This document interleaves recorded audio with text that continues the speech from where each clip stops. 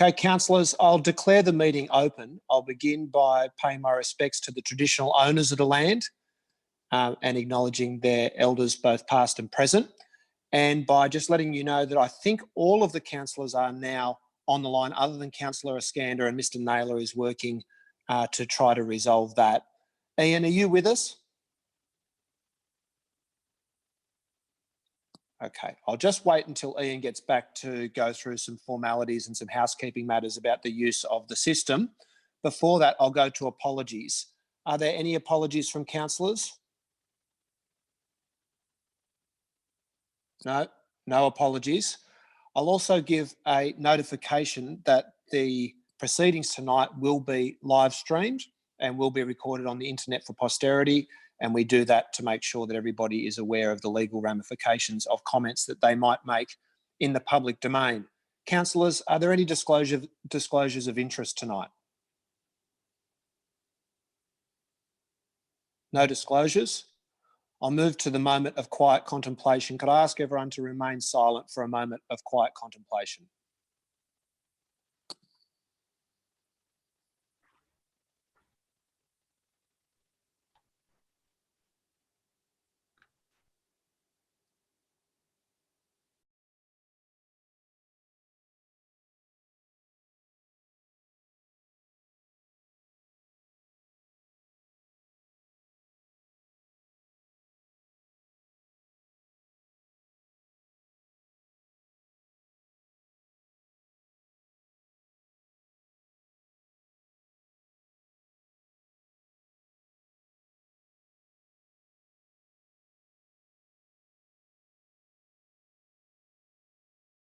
Sorry, I can't hear you. Can you hear me now? Yep. Okay, excellent. Thank you. Before we get on to the business tonight, I thought I might go to Mr Naylor just to outline for us all how the system will be used tonight, and then I'll outline how I'm planning on conducting the meeting in terms of the procedures in order to make sure that we can all contribute before we get to the business itself. So, Mr Naylor, are you able to just give us a brief outline about how councillors will be able to make use of the system tonight? Yes, through the Mayor, everyone can see the minutes. We've got the minutes displayed on the screen, so that's what's being live streamed. So anyone who's watching can see the minutes. So as discussion is held tonight, if there's any amendments to the Mayoral minute, then Catherine, who is also online, will make those changes.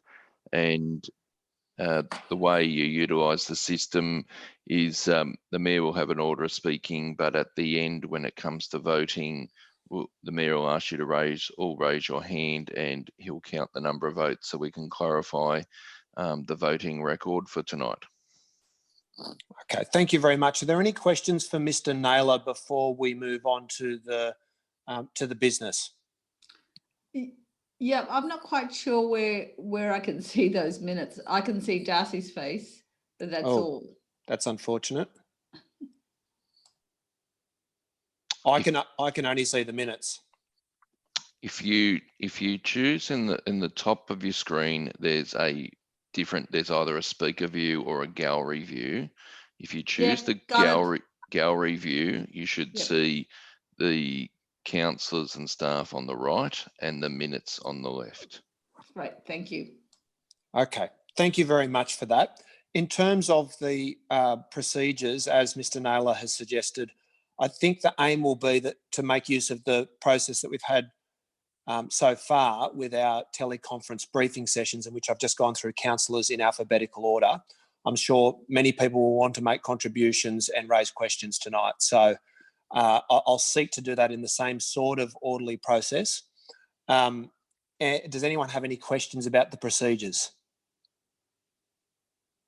Okay, excellent. I'm not sure that I'll learn in time how to get all of you up on the screen in time for the vote, and I might have to get Mr Naylor to assist me with that. Darcy, can I just say something? Yes. Just in terms of procedure, I mean, it's a fairly lengthy document. I just feel point by point. I just lost you there, Vic. I'd just like to see if we could go through point by point, because it's a fairly, go one and discuss it, then go two and discuss it. Don't sort of override anything. Do you know what I mean? Okay, I think that's a good suggestion. So why don't we approach it that way? Before we do so, though, so how does this sound? I'll speak briefly to some of the consultation and background, and then go to councillors once so that they can make contributions or ask questions, and then seek to deal with the matter item item by item, with councillors able to speak to each item. Does that satisfy you, Vic? Yep, no, that'd be great. That'd be great. Sorry, Darcy, can I just clarify? How are you going to be going to the councillors? What sort of way are you going to be identifying that councillors want to speak? That's a very good question. Mr. Naylor, have you got advice for me on that, on what would be the best way for people to be able to flag my attention as chair? Darcy, there is an option on the bottom of the screen. You can actually, if people can see, there's a logo called reactions. You can actually put a thumbs up in your screen, and we can monitor that if you wish to speak. Right, okay. That might be a way of doing it. So by using that reactions button and a thumbs up, it shows that you want to speak. Otherwise, you can just go through alphabetical order. Yeah, well, in the first instance, I'll certainly go through an alphabetical order, and we'll approach that problem when we get to it. Rochelle, is that okay? Yeah, that's okay. But yeah, if we could proceed afterwards with the thumbs up, that'll work. Well, I'll have to learn how to use it, but that's okay. There's miracles can happen. Yes. Can I clarify? Yes. It's actually a raise hand and lower hand, which is that the same thing you're talking about, Ian? I think if you look at the bottom of the list of participants, there's a lower hand and raise hand, and then you get a little hand next to your icon. There's a hand. I'll put that question to Mr. Naylor. Through the chair, I've put my hand up now, and I've taken it down. Through the chair, you can raise a hand. I just thought it might be easier, the thumbs up, so everyone can see what's happening. I'm just not sure where the thumbs up is. Okay. All right. Well, let's keep moving because we're going to be going through alphabetically in the first instance anyway. So I'll just begin very briefly by just outlining the context of the discussion tonight, which is obviously a terrible crisis has descended on Australian and global society. And this is the first time that our council has had a chance to meet as an elected body since the pandemic took hold. And I think we can look forward to the time when we'll all be able to meet together again in person. And at that time, we should reflect through condolence motions and contributions from councillors and symbolic acts that we can take on the damage that will have been done and what an extraordinarily challenging time it's been. But for tonight's purposes, I really just want to try to focus on the business, because I know that a lot of councillors have been concerned to make sure that we did get this meeting convened and that we are properly contributing to the effort of the council to respond to the crisis as elected representatives. And so to that end, last week, I sought advice from the Chief Executive about wording for actions or resolutions that the council needed to undertake in order to facilitate the officers doing their job. And I took that document unamended and circulated it to councillors with an additional list of subheadings which reflected the initial consultation that I'd taken with councillors about priorities that they had or items that they wanted considered as part of this meeting, or that they think we need further information on. Across the weekend, I've spoken directly with a lot of councillors, and Councillor McKenna has also been assisting me with liaising with councillors to try to make sure that everybody was able to have input into the resolution that we might put forward. And I want to thank everyone from across the political spectrum for the contributions that they have made. Every single person that I have spoken to has approached it putting partisan interests aside and purely focused on the public interest, on combating the virus and supporting our officers in the excellent work that they've been doing in helping the council to help the local community. So thank you all very much for the very diligent way that those suggestions have been made. I was only able to sort of finalise that consultation last night, really, Sunday night, and forwarded to the officers a copy of what is now quite a lengthy and detailed resolution, which I think does encompass the general consensus views and concerns of councillors. And across today, I've also further amended what was sent to the officers last night, because I've had councillors continue to come back to me with suggestions about how they'd like things to be ameliorated. And so the document that the recommendation that you have before you is a reflection of the initial advice that we received from councillors, from officers, about what was necessary, as well as some reporting mechanisms that councillors wanted to implement so that we could be properly informed about what's going on. A series of reports that will contain information that councillors have asked for, and some immediate actions that we can take.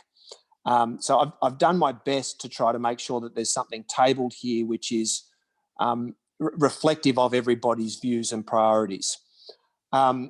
Councillor McKenna's continued to assist me with that process today, and we'd been seeking to liaise with the Chief Executive about some of the measures that had been proposed by councillors. And I've been on teacher and parenting duty, and everyone knows that Councillor McKenna has returned to the workforce this week, going back to her nursing job to contribute to combating the virus, which I think is a very heroic thing for her to have done. And so across late afternoon, when officers' suggestions came back about things that could be removed from the resolution, I just didn't think we had time to go back and consult with councillors again about that. So that's that. The resolution before you is the one that was submitted mid-afternoon to the council officers, and essentially all of the most important issues in the resolution would be subject to a report to come back to council on the 28th of April. So that's 3 weeks from today. Because the officers have been under such great strain and been working so hard and for so long, they have a legitimate concern about their ability to provide very detailed information in that timeframe. And so I've sought to amend the resolution to note that we don't actually need to receive whatever reports they prepare according to the normal timeline. It would be great if we got it a week in advance of the meeting on the 28th of April, but if we got it a couple of days before and it contained the information that we need, I know the view of councillors is we need to stay on top of what's happening in the community, and we need to be responsive to what we're hearing on the ground. And so we don't want to leave it for extended periods of time before we're starting to develop policies to address the crisis. And there's a few other amendments in there that mostly through discussion with Councillor Lockie and Councillor Porteous today that I've made. And I'm sorry that we couldn't get it through to everyone sooner, but there has been quite deep consultation on this. So I'm hoping that there is broad consensus for a united position which sets out a process from here whereby we can play our role and carry out due diligence, and in which we can support the officers to do the excellent work that they have already been undertaking. So with that, if we're going through alphabetically, we've already dealt with Burns, so I'll go to Councillor De Cruz.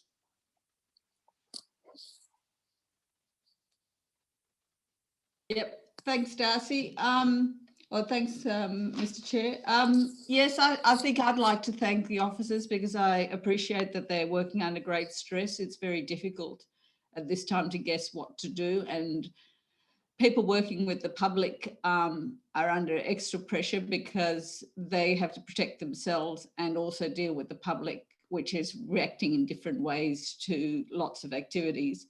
I think one thing that we should also acknowledge is my observation is that the community has been very good. They're very positive and everyone's adapted and the cafes have adapted, and as circumstances have changed, they've adapted their procedures. I don't know if there's been any reports from police where they've had to actually clamp down. And I guess that's something that it would be good to get if we can get some reports back.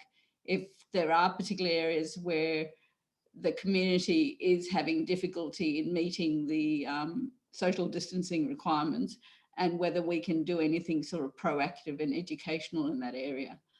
On the mayoral minute, I just had one question. Oh, actually, it's on the IMT. So maybe the CEO could answer that. Just in relation to the aquatic services and the support we're giving to the Annette Kellerman and giving to the Fanny Durek, to Belgravia Leisure, does that change with the new funding from the federal government for private companies? I'll put that question to the Chief Executive. Yes, it does, Councillor.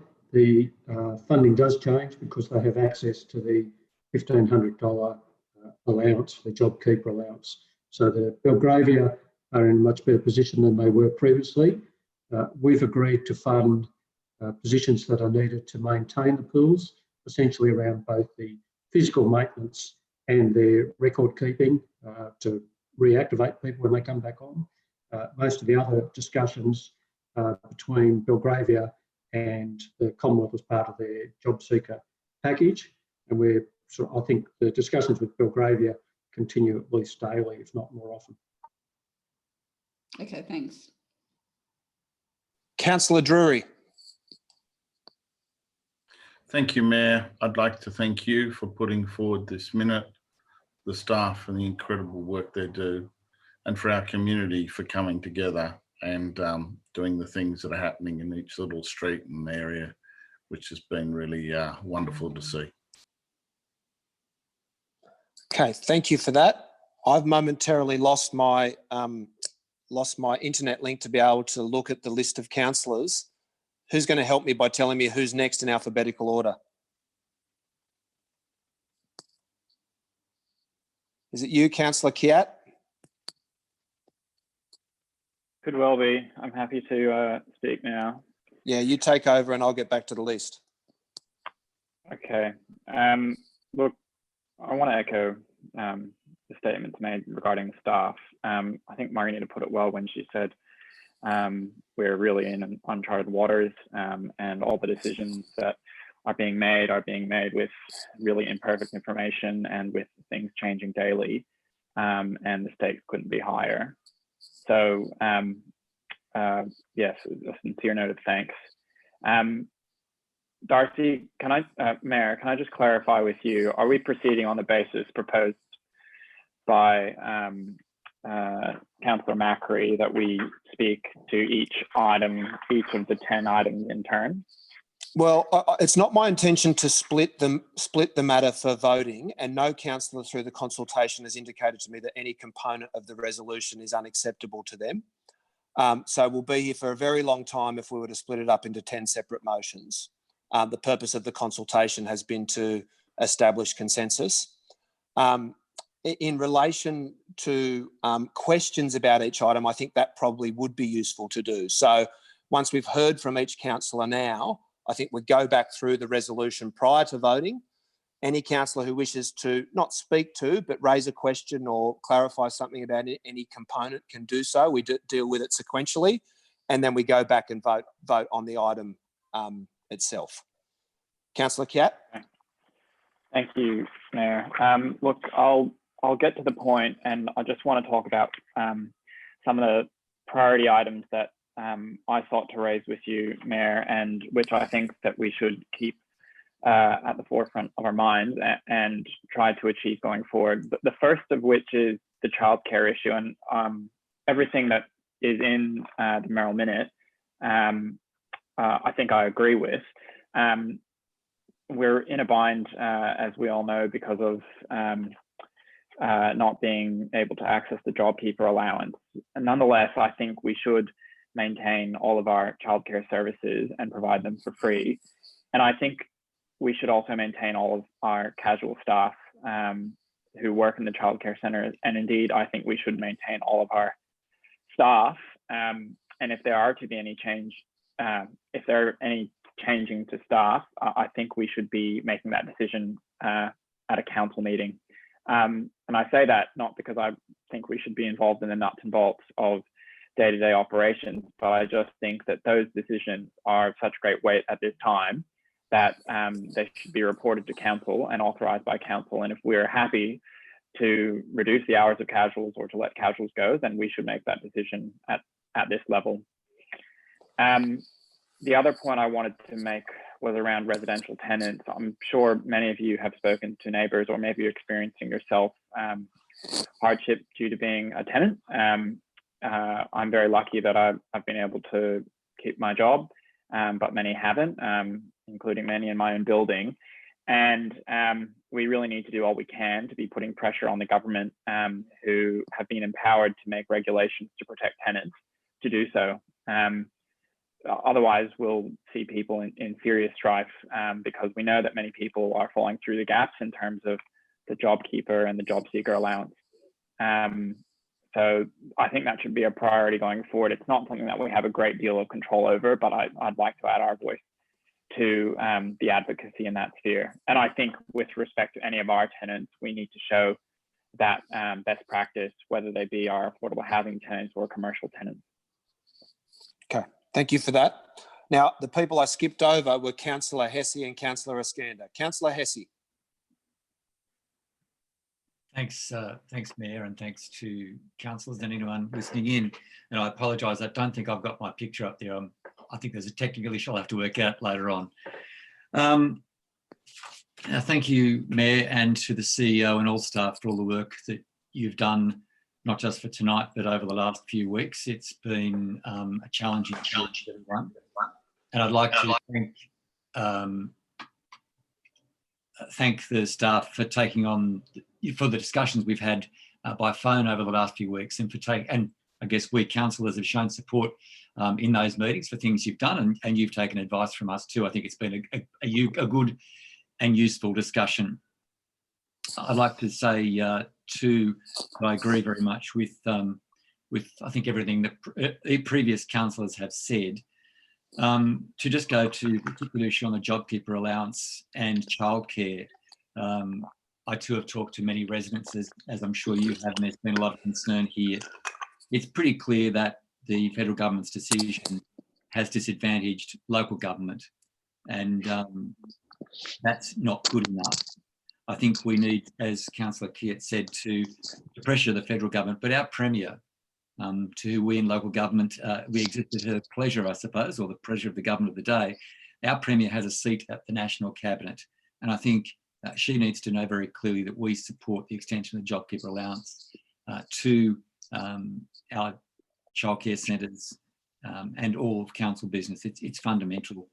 I can talk to a couple of little things, but I think you mentioned, Mayor, the impact on older members of our community. During this crisis, my mother has turned 85. She lives in Dulwich Hill, and she, like many people, older people, are concerned about their health, of course, but the isolation is something that's very difficult. My mother enjoyed council services, the choir, the elderly gym session at Canterbury Helston Park RSL Club, and also playing croquet. All those services have been closed, of course, and of course the library have been closed due to COVID-19. The isolation of our older community is a significant problem, and I know in this resolution we're talking about how we can look at that, but it is something that is very, very important. So I thank everyone for the work they've done so far and look forward to a good discussion in the future. Councillor Iskander.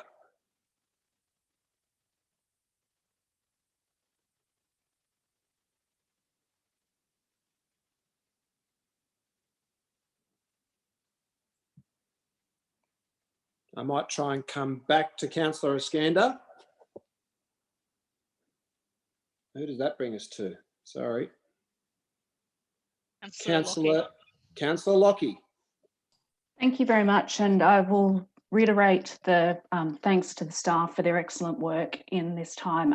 In particular, their work to keep the community updated as services have had to change, close, and evolve, which has been really excellent. And I'd also like to thank Councillors Byrne and Councillor McKenna for their very collaborative approach to developing this minute. There's a lot to it. I agree with Councillor Kiat. I am supportive of everything that's in here. I'll speak specifically to the key issues that I've been raising, in particular the support for the creative industries in the Inner West. I'd really like to thank the representatives of the creative industries, the individual business owners, the artists, performers and so forth who've been in touch with me over the last few weeks to communicate what is happening to the industry locally. I think it's fair to say it's been pretty much obliterated over the last couple of weeks as events, exhibitions, even book launches have been cancelled basically overnight. So we're talking about losses of millions of dollars across the sector in our industry with no timeline for when that's going to come back on board. And many of the announcements made recently for support are not really applicable to that industry. I think that's really important that we have to support that in our local area. We know that the Inner West has a higher proportion of people who work within the creative industries compared to other parts of Sydney and the state. It's a significant employer within our LGA. It's our 5th largest. And it's an important part of our cultural identity as well. This is obvious in many ways, but I think if I point to our community strategic plan, our own community has told us very clearly that the Inner West is the home of the creative industries and they expect us to be able to support and promote that accordingly. And I think we're really at risk of losing that if we don't do that now. So I'm glad to see that a number of initiatives will be looked at as a result of the report that we'll be receiving later this month, because that urgent support is really needed, particularly given that a lot of these people are facing not only having the same sort of rental difficulties that Councillor Kiat referred to earlier on residential tenancies, but also on their tenancies that they hold for their warehouses, for their individual studio spaces, that they really can't afford to lose if this industry is to make any kind of recovery in the time to come. So it's great to see that, and it's great to see that locked in with the economic side of our LGA's recovery process as well. Okay, thank you very much for that. Councillor Macri. Thanks, Mr. Mayor. I'm not going to go through the many thank yous everyone has already said. I think it goes without saying how hard the staff are working at the moment, and I appreciate the work they do in the middle of the crisis, just dealing with the day-to-day things like there's no gravel at the front of the off-leash dog park at Tempe, which is important to some, and that's part of their outlet, and they're still able to do the regular day-to-day functions as well as handle this very difficult situation. And, you know, we keep on hearing this, that we're all in this together and we'll all come through together.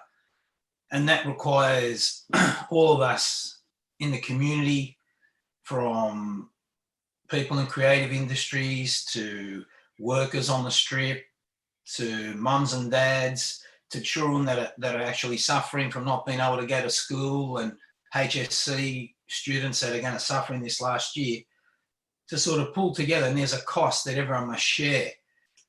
You know, part of that is that, you know, council needs to step in now. And I feel that I'd like to thank you for the actual document you've put forward tonight, because I think that's a much more targeted document that will deliver action.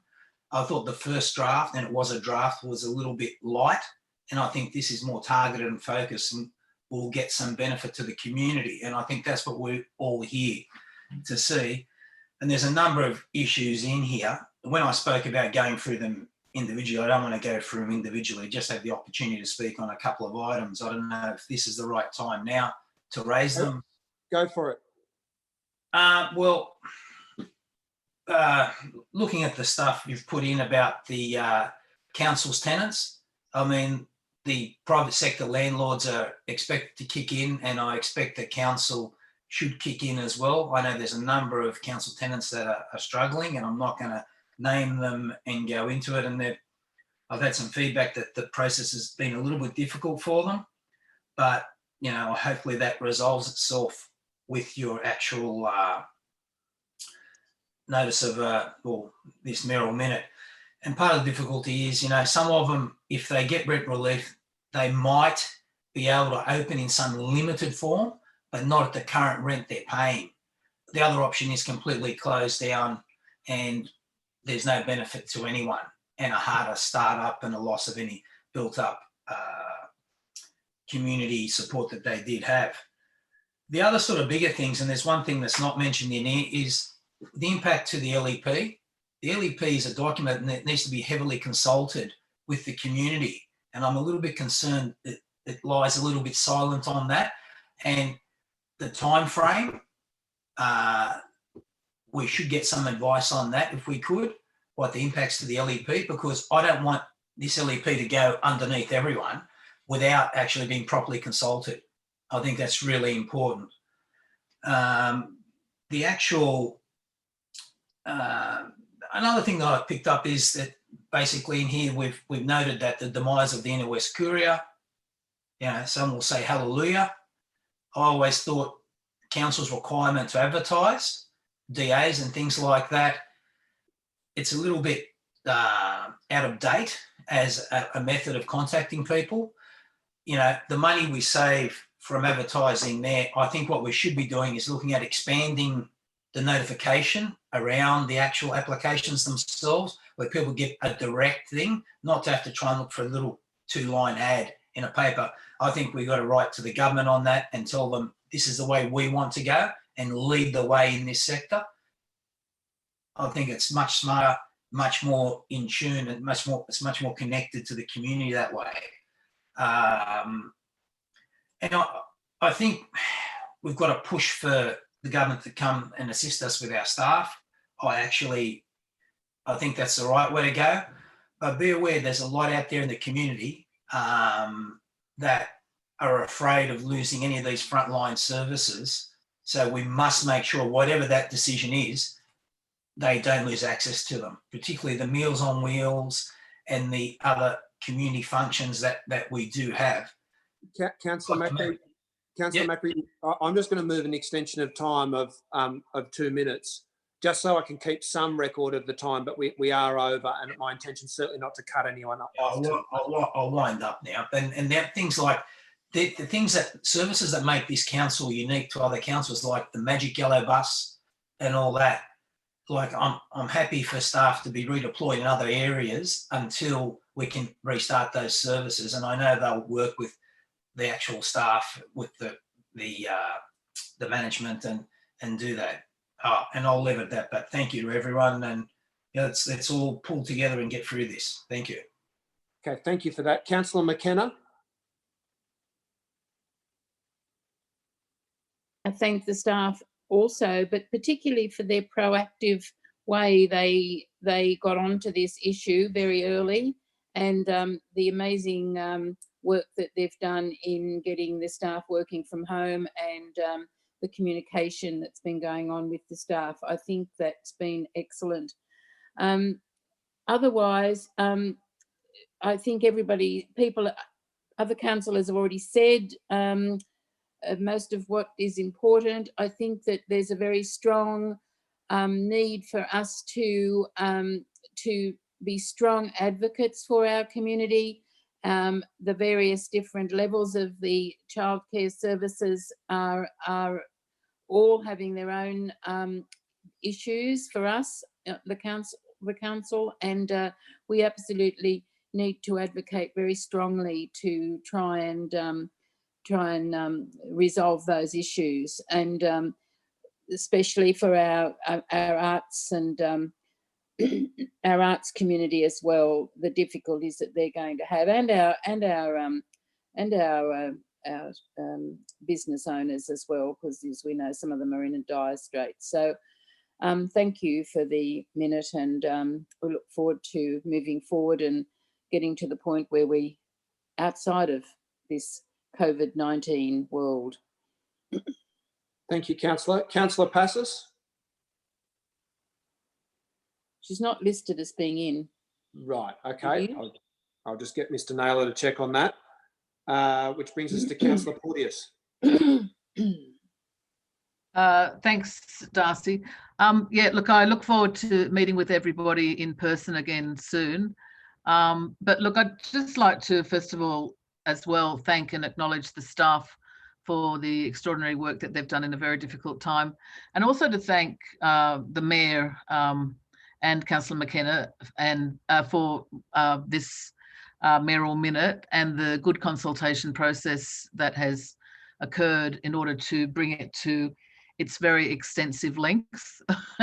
Obviously, it's a very long mayoral minute because there are just so many issues to address and so many different elements to our community and to our society which have been severely impacted on by the coronavirus, and which people are looking to council always as leaders in the community to resolve those issues and to find ways for the community to actually get through this really difficult period. So I'm very pleased to see that there are a lot of what I think are very good initiatives which will help give guidance and also to the community as to what council intends to do as soon as it can in order to start to work towards making life as good as we can for our residents and for our businesses and our many different organisations and communities and the members of the arts fraternity as well. You know, there's just so many different elements that we need to address. A couple of issues particularly, I would like this to be stronger in terms of protecting our staff. I'm particularly concerned, I think, by Councillor Kiet as well, about protecting our casual staff and making sure that we don't let any of our staff go during this period. I recognise that it's a mayoral minute and so it's at the discretion of the Mayor, but I would like us to be making a stronger statement, thinking along the lines of that council retains all staff, including casuals, in their regular hours and during this period of the COVID crisis.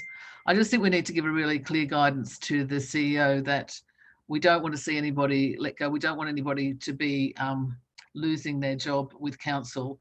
It's just not something that we should be doing as a council that is caring and committed to its staff. So I'd like to see that, and I'll put that to the Mayor. I have already put that to the Mayor previously. And also in terms of the childcare, that I think we need to be stronger again in saying that we are going to maintain our childcare services to the community. So I think that's an important thing that we reiterate. I'm very pleased as well to see something that I was very concerned about was the social isolation of a lot of our residents, and the fact that a lot of the ways that our older residents and a lot of our residents that have disability, live on their own and so on, connecting with the community have all stopped very, very suddenly. And it is causing very significant impacts, mental health impacts, I think, already in the community. So I'm very pleased that we have the initiatives there about looking to do some redeployment of these staff and to build up our library programming to enable more programs to be addressing the social isolation, particularly ways that we can do that online. I'm also pleased that we're addressing the issue of the local parks, and I think because we live in the inner west and a lot of people live in small apartments, we are densely populated. We've encouraged people to give up their private open space in order to enable greater density, but that means that our parks become everybody's backyards. They are the open space that we've provided for them, and they're communal open spaces. So I think it's particularly devastating for our community to be told that they're not allowed to use their parks unless they run very quickly across them or through them, when in fact a lot of our community can practice social distancing while still using the park in a way that many other people, perhaps in other parts of Sydney or New South Wales, would be using their backyards. But for people that don't have backyards, they need to be able to have that open space just for their general well-being. And I'm talking not just physical well-being, but mental health well-being, which is, I think, particularly critical at this time when everybody is in a very anxious state. But look, generally, I think the other thing that is really important as well, if I could just have a short extension, if that's possible. I think my time might have expired. I just wanted to address my disappointment with the response of the state and the federal government in terms of the funding that they should be providing at this point in time for local government, and their failure to acknowledge the really important role that local government has, both as leaders, but also as a point of reference, and a very important point of reference, and as key to the recovery of local communities and local businesses. And we need to have that additional funding and support from both state and federal. So I think that we should go out, and we should go out hard to be advocating for better recognition and a significant amount of funding to be provided both to us as the large Inner West Council with a very high population, and for all of the councils across New South Wales. Thanks. Okay, thanks very much, Councillor Porteous. I will go to Councillor Stamoulis.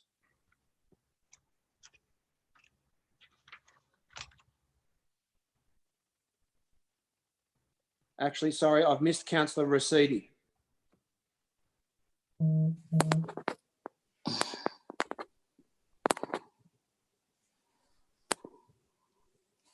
Sorry, Darcy. I'd like to thank all the officers, Michael, and you, Mayor, for putting this Mayoral Minute up, and to Councillor McKenna.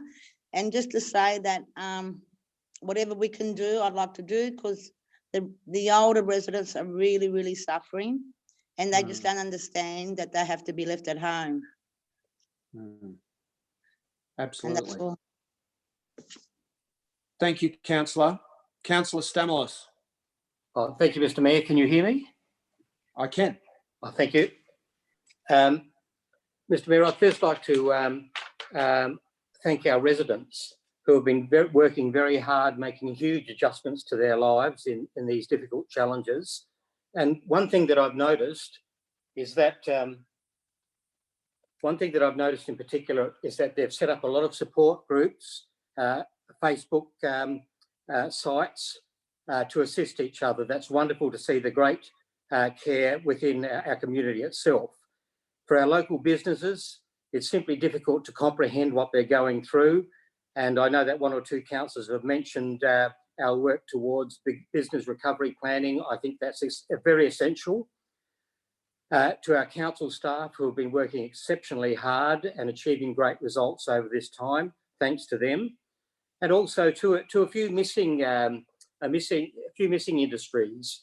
There's been a lot of impact on those who are working in our grocery industries and our pharmacies, doing a lot of hard work out there in the face of a lot of uncertainty. They've been dealing with supply issues, customer issues and the like, and there's hundreds of those people in our community. Well done to those, and keep up the good work in supplying those services that are essential.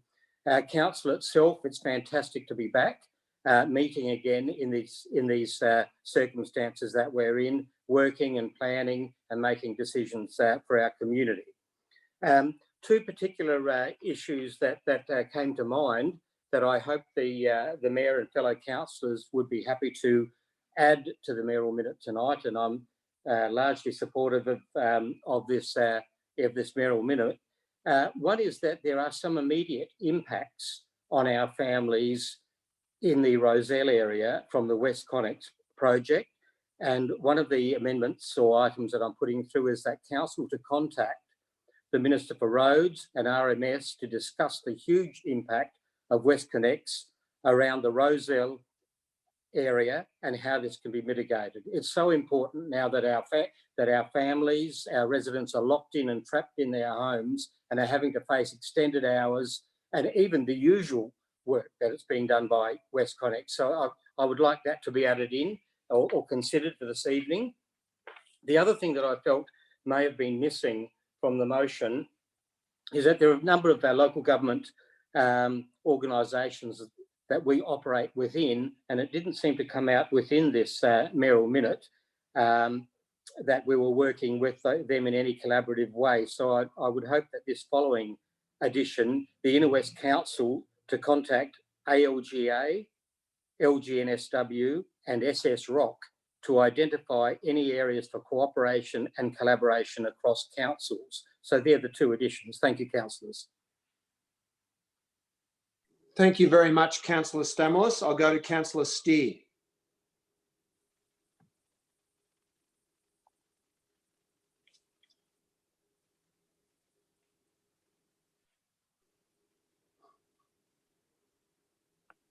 Lou, you need to unmute yourself.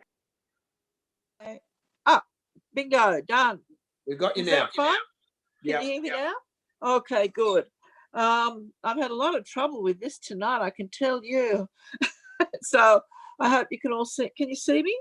Yes. Oh, good, because I can't see any of you except one by one. Anyway, I'd like to endorse the comments of Councillor Lockie in relation to the arts, Councillor Porteous in relation to open space. I have noticed in my ward that everyone is not loitering in parks, but running through them or running around the streets and keeping social distance. But that isn't possible for everyone. And I think we're going to have to think long and hard about the kind of housing we provide for people in the future if they are not being able to access open space, because that really does make a difference to social distancing. And I'd also like to endorse the comments of Councillor Stamoulis, but extend the concern about WestConnex not only to Rozelle, but to Camperdown and St. Peter's as well, because I think drilling is still going on in the Camperdown dive site. And I know that the people of St. Peter's are suffering from increased cracking and damage to their homes that was not previously seen. So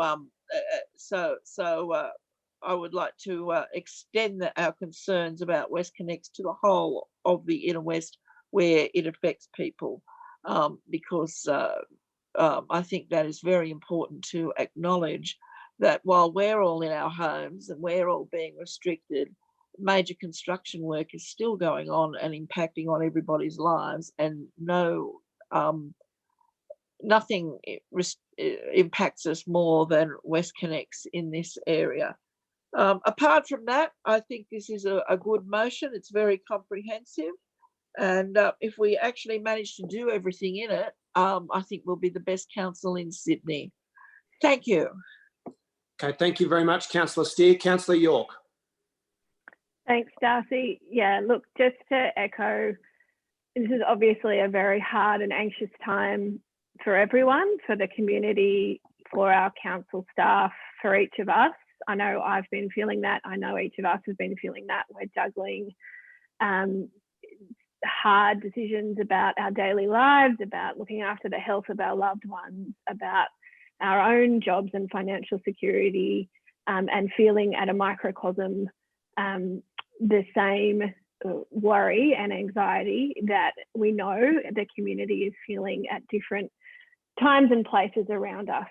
So it does give us pause to think about what is the role that we can play as councillors and as a council, I guess, in wrapping our arms figuratively around our community at a time when we can't do it physically, and offering the greatest amount of compassion and comfort that we can, recognising that any response to the devastation we're seeing around us has to come from all levels of government, and from each of us working together, recognising that the perspectives that we each bring are different, and that we don't always agree on everything, but that the perspectives we bring are legitimate. And I think that's the spirit in which we're meeting tonight, and the spirit in which the Mayor has brought this minute to the council for our consideration.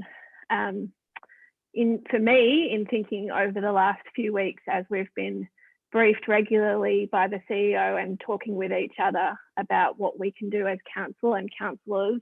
Some of council's role in responding to the crisis is quite obvious, and some of it I think is less obvious. Obviously, first and foremost is the health and safety responsibilities that we have to the community as service providers and as employers.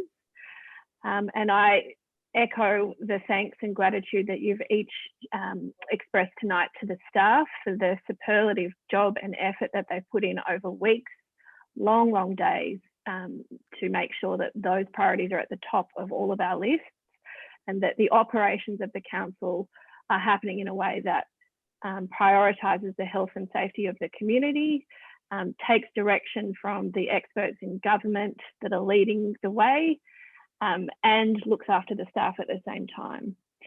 We obviously also have an important role as a large employer in the community, and other councillors have spoken to that. And I know in the briefings that we've had that we've each expressed our interest and our concern for ensuring that we're doing everything that we can to enact those responsibilities in a caring and compassionate way. Our services, obviously, we have to maintain the strictest health responsibilities that we can in offering the support to the community that we always have, and in hopefully agreeing that we'll sustain all of the services that the councils run into the future when we come out the other side of this. And then the local economy, where I think, as other councillors have pointed out, our LGA is special in part because we have a disproportionate clustering or representation. We are lucky to have creative communities more than any other LGA. We are lucky to have hospitality, bars, restaurants, cafes more than other LGAs, but they are the industries that are more affected than almost any other at the moment in this part of the crisis. So we have to respond disproportionately, I think, in looking after those parts of our local economy. And then finally on my list, but I think most importantly, what is our role as local government and as a local council? We're not running the health services, we're not running the education services. What does council do more and better than anyone else? It's create and maintain connections in our community. And as others have pointed to tonight, one of my most greatest concerns is to see through this, what I think will be a long-term response over many months, that we are finding new ways to create connections within parts of the community that are isolated, whether that be our older residents or our very youngest ones, or the parents that are trying to do 85 jobs at once in a day, and finding new ways to maintain and create those connections. The childcare issue, all councillors know, has been forefront of my mind for many, many weeks. And I think the Mayoral Minute gets to that.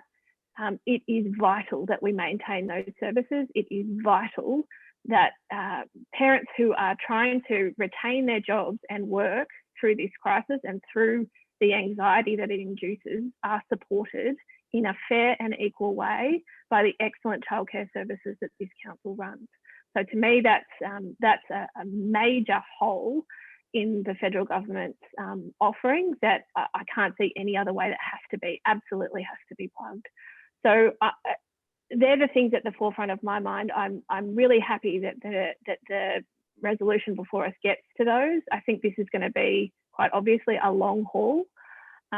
We're going to have to continue to work hard on this, and this is the beginning, the first step, and it calls in large part for the beginning of a partnership with the community, a continuing partnership with our staff and with our executive as we start to feel out the most impactful role that we can play as council and as councillors in, as I said, wrapping our arms around the community, finding a way through this immediate crisis, and then rebuilding on the other side. So thanks to the Mayor, thanks to all of the councillors, and thanks to the staff for the efforts over the past few weeks. Thank you very much, Councillor York. Now we've now heard from everybody. I might just address a couple of the issues that have been raised, which I think can be incorporated into the motion. Sorry to interrupt. Do you want to go back to Sam? if he's still here. Oh, no, Councillor Iskander sent me a message saying he doesn't need to speak. That's fine. So I've got, Victor raised the issue about the LEP. Councillor Macri, can I suggest that I liaise with you on a motion that we can table for the next meeting, just to establish a new process for the LEP, which will obviously be delayed. And I agree with everything you've said about the difficulty of proper engagement now. So I'll commit to liaising with you on that. We can table something for the next meeting if that's satisfactory. Yeah, I think it's right. Yeah. Excellent. In relation to Councillor Stamoulis' suggestion about WestConnex, I've drafted Councillor Stamoulis an amendment and incorporated it into the primary motion, into the mayoral minute, stating those concerns and seeking an immediate briefing session for all councillors with the project managers of both the Harbour Tunnel and WestConnex construction projects, so that we can talk about mitigation. I think your concerns are wholly valid.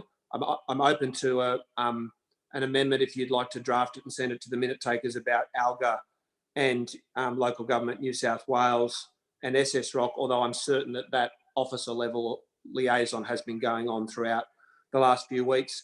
And Councillor Porteous and Councillor Kiat, in relation to the issues that you raised, I think we'll end up getting to them as we work our way through the mayoral minute with any questions that people have. And so perhaps you could address those as we get to childcare and support for staff subsequently. So if it's okay, I might ask the minute taker just to scroll back up to the beginning of the resolution.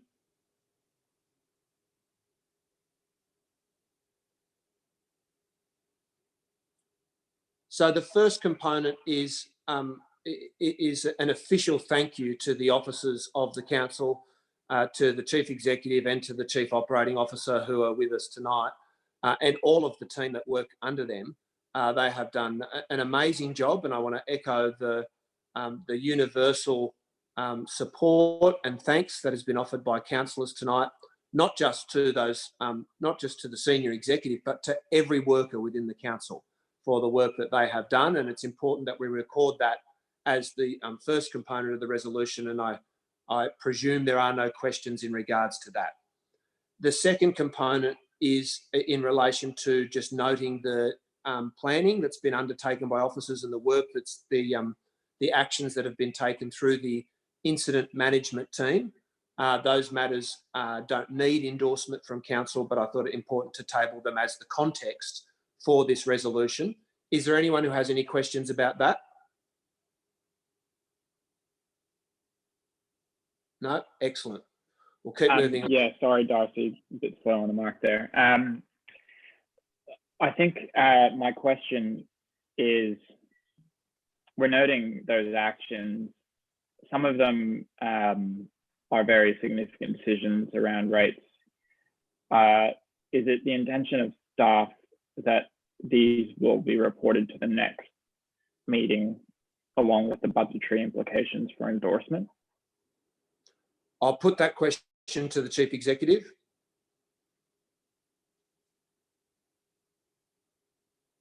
Councillor, we're currently operating within existing policy. So we have a business rate relief scheme, which is being used by businesses, and that seems to be working reasonably well. It's been done in close consultation, particularly with Mark Chapman from the local Chamber of Commerce, and he's been dealing with all of the Inner West Chambers of Commerce and business associations as well. In terms of rate relief, that is also within existing policy and is also working well. The uptake on that is reasonably low at this stage, so it's making our budgetary predictions a little more difficult, but that whole sphere is working quite well. Okay. Councillor Kiat, did you have a further question? I'll just comment that I think that with the issue of rates and fee deferrals or fee waivers, I don't think it's unreasonable to say that although the proposals from IMT have a lot of merit, there are probably a range of options from more generous to less generous, from more fiscally conservative to more fiscally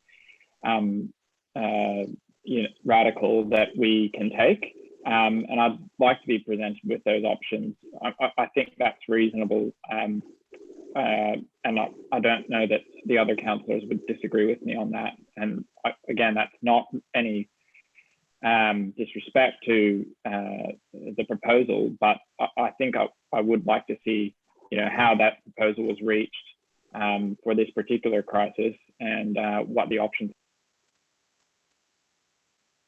Councillor, we're working within existing policy. Yeah. So, Councillor Kiat, I'll come to that issue momentarily when we get on to item 3.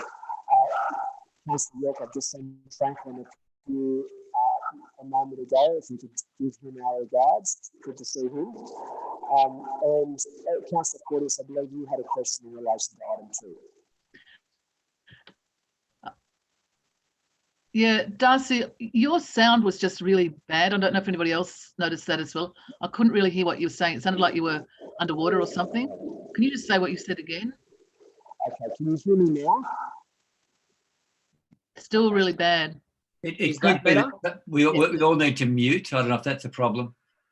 No, I think it was just that I tried to put my headphones in. Is that better? Yeah, that's fine. Okay, excellent. Yeah. Councillor Porteous, I was just saying you had a question in regards to item 2 of the resolution. Yeah, look, I guess my question is to the through the mayor to the CEO. I'd like to have an understanding about, in terms of the residential rate relief and the commercial rate relief. The CEO said that, if I understand correctly, that he's working within the current policy. It would just be my understanding that if we're going to be, and I know that we've got one of the points on the Mayoral Minute is to review the hardship policy for business and residential rates, with recommended how they be amended to meet the current circumstances. It would seem that we've gone a bit beyond that with what we're currently doing, and I just wanted to check that everything that is being done currently does not require a resolution of council in order to proceed, because my understanding is, in fact, that it probably would, but if I could get a clarification on that. I'll put that question to the Chief Executive. Thanks, Mr. Mayor. No, we're working according to existing policy. Right. Okay, which brings us to item 3. So if I could ask the minute takers to scroll down a little bit further. Which is in essence a request for a report addressing all of the policy parameters in regards to fees, rents, rates, and other economic recovery measures, and which I think is the sort of broad request for information that you were alluding to, Councillor Kiat, in wanting to understand what all the options are. Now, one of the challenges with that is that the officers don't have a lot of time. They're responding to an emergency.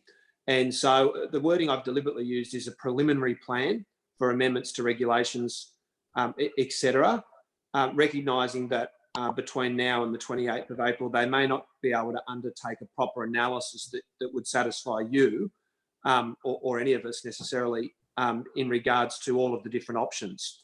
But we do need to have something come back so that we can consider it. So that was sort of what I was seeking to achieve. It would be quite a detailed report, but obviously a very important one. And wherever the officers get up to in the preparation of it, we'll have to consider the information they can provide us at that time. And so I've incorporated an amendment which allows for the report to be submitted late if needed. Does anyone have any questions about item 3?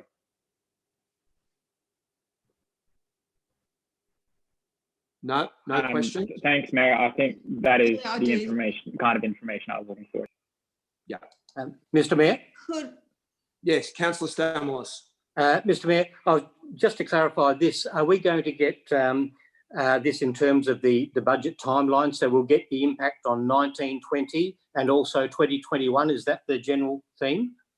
That is, but the advice we're receiving is that is very fluid. We've all been discussing childcare tonight, which is something that has millions and millions of dollars worth of ramifications for the officers. So they'll give us the best information they can at the time that they can provide it.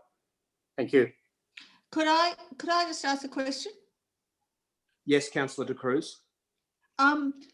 Just I mean, one of the things that's happened is, for example, Johnson Street Jazz is been live streaming their shows for the last 3 weeks, giving musicians a chance to perform, and it's been quite exceptional because people are actually paying to watch the show, and then they're getting thousands of views. So they've done a great job on that. And Bumali's also gone online. So I'm just wondering, with regard to the grants and the EDGE funding, I think that there's an opportunity to perhaps, if we can provide some funding perhaps earlier, because maybe some venues, if there was funding for technology to actually be able to stream their shows, move stuff online, that might actually help the arts sector to move forward. I mean, it's been quite incredible. Johnson Street Jazz had 2,100, over 2,000 views of the performance, which obviously they don't get normally. So there is actually the other opportunity that we do have at this time to promote our arts. And so I'm actually just wondering, as far as EDGE goes, our grants, whether we can actually look at those and not necessarily defer them, because there's actually quite a bit of innovation and opportunities happening right now. And also further, it's really important for our local community to continue to have opportunities to engage with the arts locally. So I guess I'd like to see whether there's stuff we can actually do in this, at this particular time. I guess the other thing I'm looking at is like the calendar. We have facilities to promote local activities that are happening, such as the streaming of Johnson Street Jazz. And I guess the other area would be the social enterprises. So I walked over to Addison Road yesterday morning, and Craig Foster and Rosanna are doing an incredible job over there with the food bank. But also reverse garbage is still operating. They've been making masks for frontline healthcare workers, and the Bower is still operating as well. So, which is really important at this time when everyone's cleaning up their house.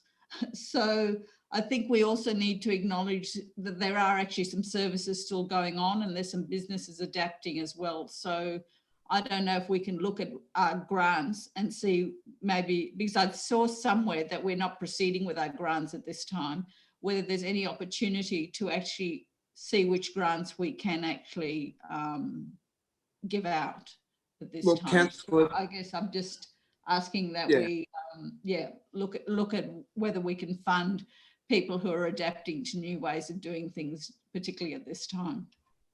Well, Councillor De Cruz, I might include reference to the short turnaround grants. I've forgotten what the official title of them is, in the review, so that when we get the report back in a couple of weeks, at least that will be addressed as well, about whether there's things that we could be approving now with a quick turnaround. So I'll just liaise with Mr. Naylor about that. Were there any other questions in regards to... Sorry, I've got a couple more. So I actually just sent Catherine and yourself a couple of notes. So there's one other thing that I think is, I don't know if Elizabeth's online. She appears to be online. I actually sent her an email the other day because our new DA system doesn't integrate with planning alerts. No, sorry, Councillor De Cruz. We're dealing with questions about item 3, which is about the financial impact on council and the community of the crisis. So I'm not going to go to a separate question about DA planning. I am happy to make the incorporation about short-term grants, because that's what we were addressing. So have you got any other questions about 3? Sorry, but my question was... Sorry, Councillor. Was the planning alerts? Sorry, I'll call the meeting to order. The Chief Executive is attempting to answer your question, Councillor. So the question about what happens with the money left over from EDGE and other things is one that council does need to turn its mind to. We estimate there's $306,000 available from cancelling various events, and associated activities. It's our view that that would be better off being matched, although not on a proportional basis, with the City of Sydney for the creative arts response that we may develop.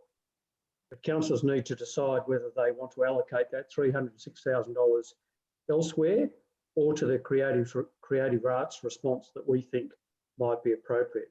It doesn't need to be decided now, but I note that the City of Sydney have released their support package for creative arts today. So that's one issue. Later on in the agenda is a suggestion that $250,000 might be provided to support a volunteer effort. We have some views about that, which we might come to. But again, at the moment, there's $300,000 on the table, and councillors might want to consider how that's best allocated. Our internal view is that that would be better in small lumps to lots of people rather than big lumps to one or two players. But again, that's a matter for councillors to decide. Okay, thank you for that. Councillor De Cruz, do you have any other questions about item 3? Have you got Stevie as well, Dyson? I'll get to you when I can. Councillor De Cruz, included. Yep, okay. Councillor Porteous. Yeah, look, just in terms of the Inner West Recovery Task Force, which is item H, I think it would be really beneficial to have some councillor participation in that as well. I mean, I think that all of the councillors want to step up and assist wherever they can, both during this crisis and also during the recovery phase. And it would be, and the Mayor basically can't do everything, and nor can the CEO. Not that the CEO would not chair this, but I think that there would be a benefit in having enabling councillors to also participate in that task force, which could potentially be something which is going to feed into the work that we do on council. And it would be, and so I'd like to perhaps ask if we could just have an amendment on that to say that interested councillors also be invited to participate in the task force. I don't think we're going to get a rush of councillors, but there are some councillors that have expertise in business and in high street businesses, and would probably be able to contribute very usefully to that task force. Councillor, I'll give you a commitment that we will consider councillor representation when the report comes back from officers. Okay. I don't want to amend something as broad as that councillors be invited to participate, because if we end up with 5 people from the private sector and 15 councillors at a meeting, I don't think it'll be very productive. But I agree, councillor representation is a good idea, and I'll work with you on that when the report comes back to council. Okay, thanks. Further questions about item 3? If not, we'll move on to item 4. If I could ask the minute taker to scroll down, please.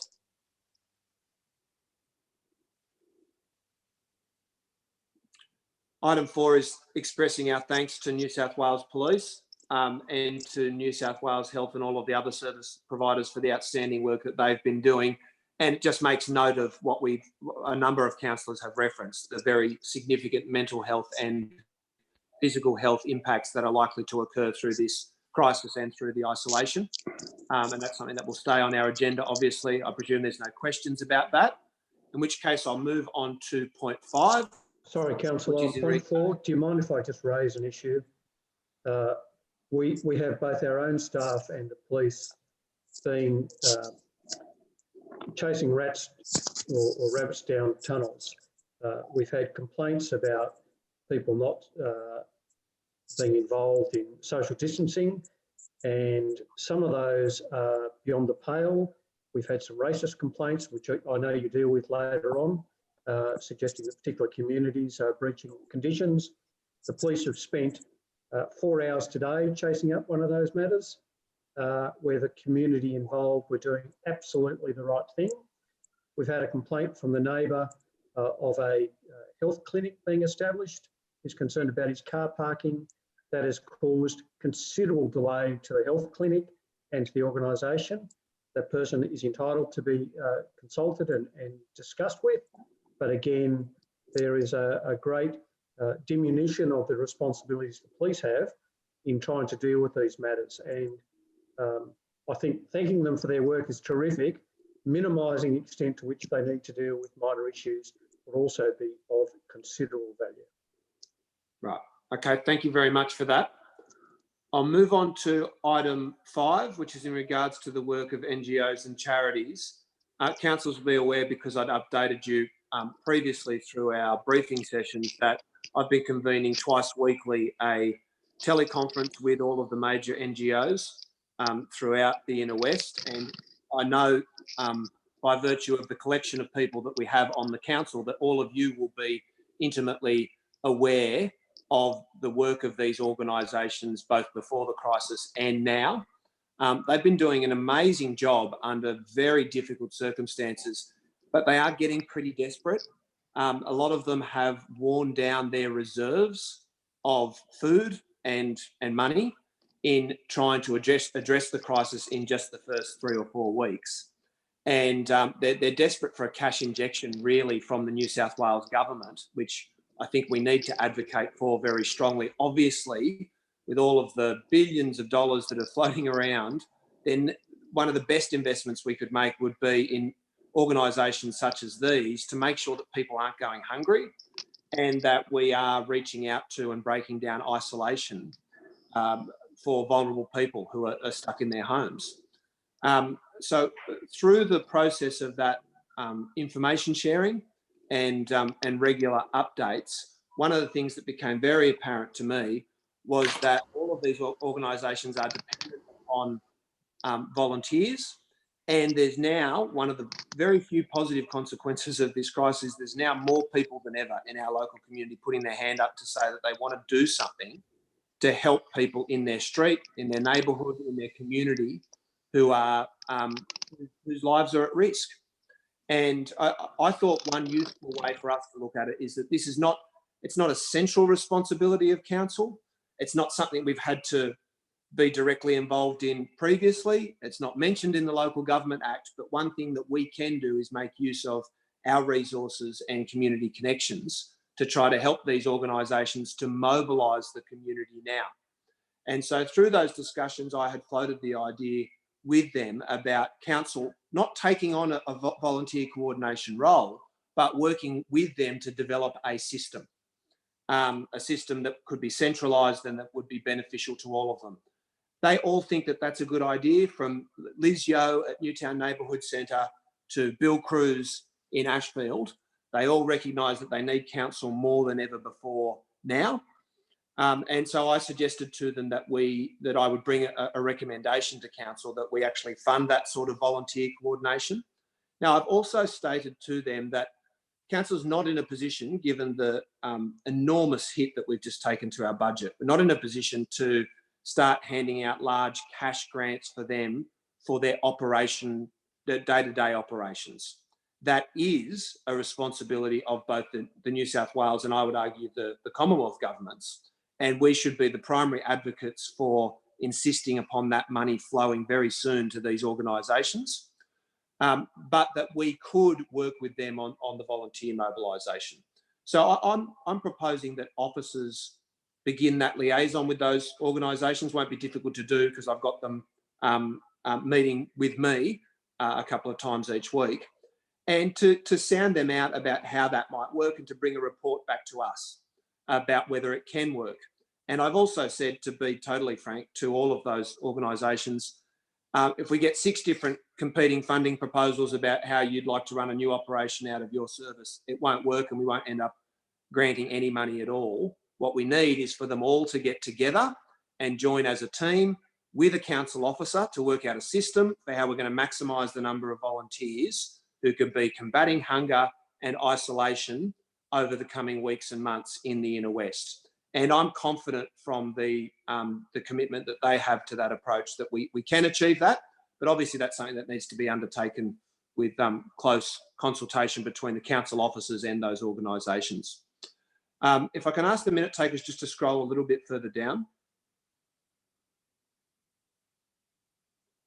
In addition to that, I was contacted by Craig Foster this week, who councillors will know is the former Socceroos captain, who's been involved in a whole range of advocacy causes over recent years, and who has launched a national campaign called Play for Lives, Not Points, the aim of which is quite simple. It's to mobilise the entire sporting community to help charities and NGOs in their local community to help to deal with the crisis. And he has proposed to me, and I've tabled his email in with the minute, that the Inner West be the pilot for that. He's not looking for a financial contribution, but just our collaboration.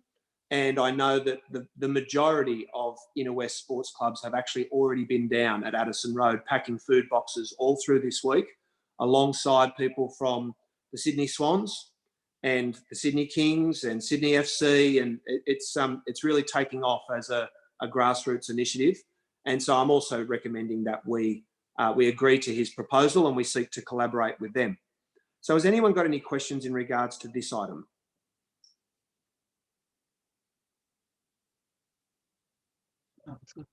Okay. Yeah, I guess just saying, I mean, these are specifically to providing community service, but there are other volunteer groups which are struggling. I think the Bauer said that they were looking for volunteers to help keep their operation running, and Reverse Garbage, I expect, would also be looking for people. Yeah. So whether they can be included or not, I don't know. Whether we can expand it to other organisations, and Vinnie's was looking for staff, so those kind of organisations are also looking. Mr. Naylor, if you could just amend the wording to list those organisations, but to say not limited to. So in point C, so it references consultation with the entire sector. So Councillor De Cruz, I think that'll ensure that other organisations will be able to be part of the system. We will need an auspicing organisation or two or several outside of council, unless we want to take direct control of it. But that's something that can be worked out through discussion. Any other questions about this item? If not, we'll move on to childcare. So I'll ask the minute takers to scroll down.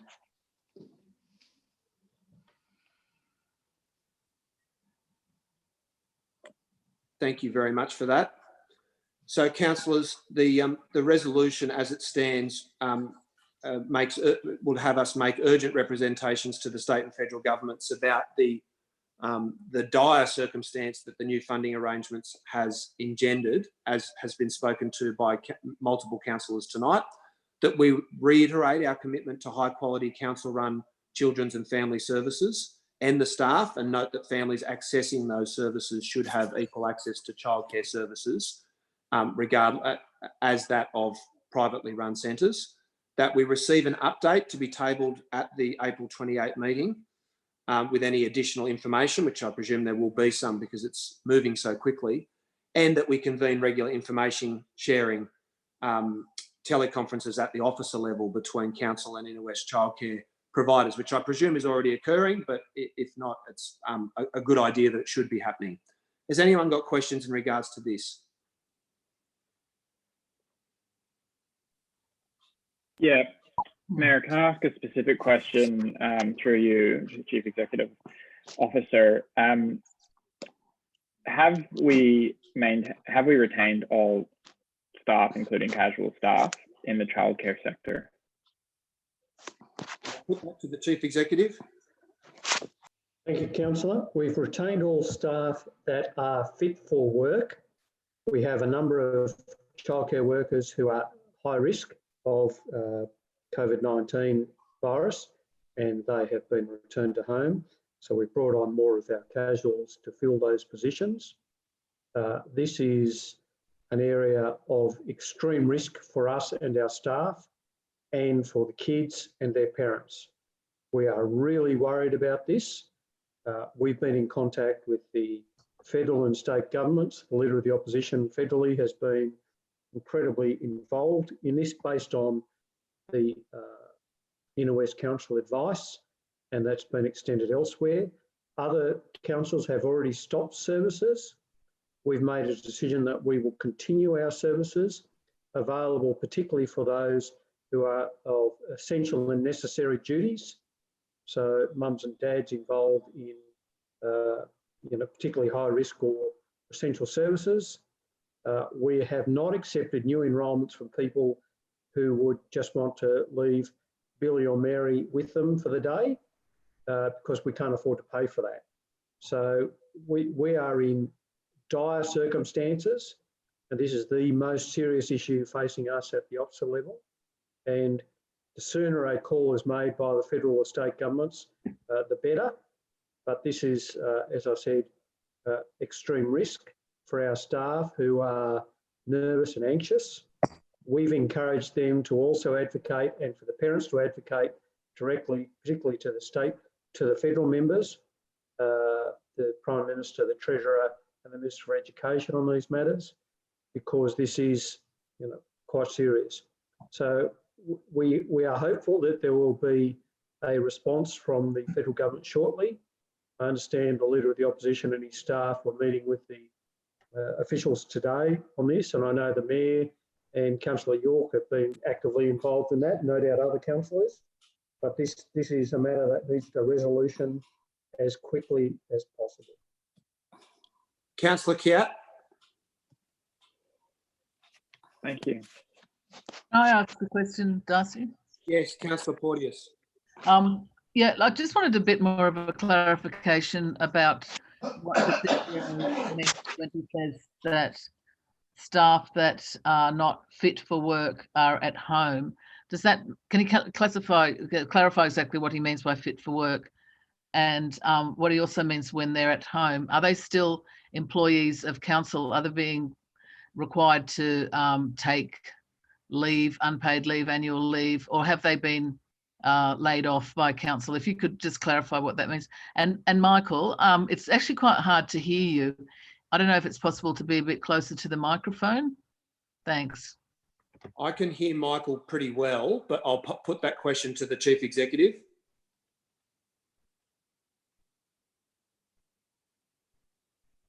He's on mute.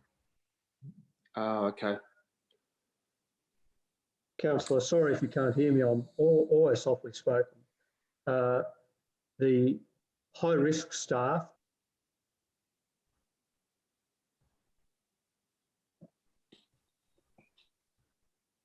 You're on mute. Lost you again, Michael. Okay, we might try and come back to that. I'm being muted by the host. Can you hear me? Yep, we can hear you. Sorry, I was muted by the host, whoever he or she is. Right. The high risk staff are those above a certain age or with particular medical conditions. They are at home on full pay and will continue to be in that position. We are looking after all of our staff to the greatest extent we can. We have daily briefings with them, question and answer sessions, personal emails, local visits, everything we can possibly do to look after the staff. So that group of people, we've decided that the risk of them staying in the childcare centre is too high, and that they should return to home and be looked after and stay there. Also gives the opportunity for more of our casuals to increase their cash flow. So we've, I think, generally taken a really responsible attitude about trying to look after these people. Standing them down is simply a technical term that they are not required to be at work, and we have an extremely close relationship with both the staff and their union about protecting them in these circumstances. And there's been a very positive response from the staff accordingly, that we care and take interest in them. Unlike perhaps the City of Sydney, who sacked all their casuals on day one and had the benefit, or just recently, and had the benefit of the Commissioner berating them. So we're looking after our staff, but also making sure we can maintain and ensure these services continue. Okay, thank you for that. Any further questions in regards to childcare? I note that Councillor Passis is back on time. Yeah, I do have a question. I might just, yeah, well, Councillor De Cruz, I'll just see if I can go to Councillor Passis first, because she's put her hand up. So I presume she's trying to speak. Councillor Passis, are you there? Can you hear me? Yes. Well, I can hardly hear you, and this phone's jumping all over the place. Councillor Passos, you may also want to turn around your camera. We can see your ashtray at the moment. I can hardly hear what's going on. At the commencement, I could hear everything loud and clear. We can hear you, Councillor Passos. Did you have a question that you wanted to raise about childcare? Yeah, my question is, I would like support. I would like to go up to the chambers the next time we have a meeting, and I want IT support. If shop assistants can serve people, doctors can help people, police are talking to people. We've got 5 or 6 staff in one vehicle in close proximity. I think that I should have IT support as an elected representative. The chambers are large enough for us to be pretty well far away from each other. And from what I've heard so far since I've got onto this, Mr. Mayor, you have a lot to say. You make a lot of speeches. The whole mayoral minute is motherhood statement, nothing substantial. And I do not know why the meeting next week is cancelled. This cannot go on. There are 15 councillors. It's not Darcy and Deegan. Do you understand? And this has to stop. Now I'm leaving the meeting. I would like you to get back to me or the general manager to let me know what's been put into place for me to have IT support up in the chambers, as other councillors do when councillors request it. Okay, Councillor Thank Passos. you, good night, and for the rest of the councillors, stay safe and well. Thank you, Councillor Passos. I will take personal responsibility for trying to find a solution to that so that you can participate fully in the next meeting. If there's no further questions in regards to childcare, Councillor De Cruz. Yeah, look, but my question was about whether we have any capacity to provide extended. I mean, I'm not sure what hours of service we currently provide, but I imagine it's normal 7 to 6 or something like that. But it is possible that there'll be a demand from people returning to work for extended hours, and I do know from earlier, I mean, I don't know whether it's currently an issue, but it is an issue it was an issue to get access to, for example, people working night shift, people working extended hours, whether we have any capacity or to extend services. I mean, I don't know if we've got any childcare centres closer to RPA where people may be working longer hours, similarly with Balmain Hospital, whether we're stepping in for it or being approached or looking at any of those kind of areas. Which Okay, I'll put that question to the Chief Executive. Councillor, we are working to support essential health carers in particular and essential services more generally. If there's demand for that service, then we will seek to support them. What we are asking, though, is that the Commonwealth and State Government support us financially, because at the moment, just till June 30, we are looking at a loss of $2.8 million. That is likely to increase exponentially if we were to take on newcomers more generally. So our view is that council should support workers in our local government area to provide those services, but there's a limit to our compassion, notwithstanding our own hearts. Okay, thank you for that. I wasn't intending it for compassionate grounds, but whether we have physical capacity. I'll call the meeting to order. So we'll move on to the next item, which is item 7. I'll ask the minute taker to scroll down.